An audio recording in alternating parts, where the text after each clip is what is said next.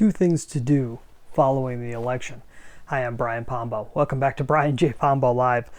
You know, a lot of people are thrown off by the craziness of an election, especially one that's happening this year in 2020 because of so much chaos going on and so many arguments about who's right and who's wrong and everything else. So what do you do afterwards? As all the dust starts to settle, where do you go?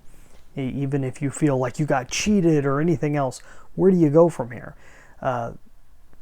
2 steps, 2 things you need to do. 1, keep living. Okay, you got to keep living. You have to move on. There's not a whole lot that most of us can do unless you're in those circles to have any effect on what's happening with national politics.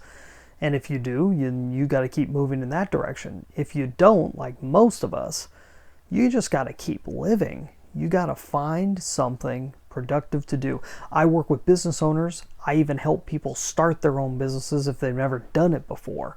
But my main area of expertise is in helping business owners take themselves from where they're at and build their business up to where they want it to be in its most ideal state for them. In some cases, they want to build it up to the point to where they can sell it. In other cases, they can just see just so far. They see probably 5-10 years in the future where they're making a certain amount of money and have a certain amount of responsibility in the company. That tends to be my audience, which is why I went out and I wrote this book, 9 Ways to Amazon-Proof Your Business. And if you happen to be a business owner that's looking to improve your business and take it to the next level, I suggest getting a free copy of the book. Go to amazonproofbook.com. If you like the electronic copy, there's another way. You get a hard copy at a good price over there. amazonproofbook.com. amazonproofbook.com. That's the first thing you do. You got to keep living. You got to find a way. You got to be productive. Find something that inspires you and move forward with it. The second thing you got to do is be around people. If you've achieved anything in life, and I don't mean achieved in the sense of you've made a lot of money. I'm saying that you've survived. Okay, you survived to the age you're at. You're relatively happy with where you're at, and you probably have something to pass along to other people. It's not going to happen unless you put yourself in a room with other people, unless you put yourself in an environment where you can influence them. Find a way to influence other people.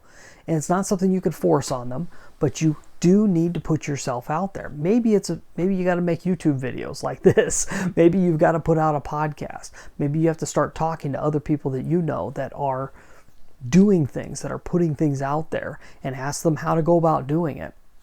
You've got a story to tell. You've got to keep living, and you've got to inspire others. Those are the 2 things I recommend in any situation where you feel like you don't know what to do next.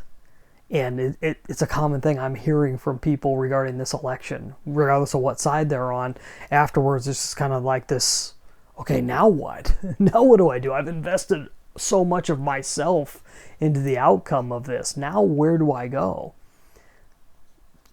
Try those 2 things. Start there, and let me know what you end up thinking of that. Leave a comment down below, and let's have a little conversation back and forth about this, because I'd be interested if you think that's a good place to start.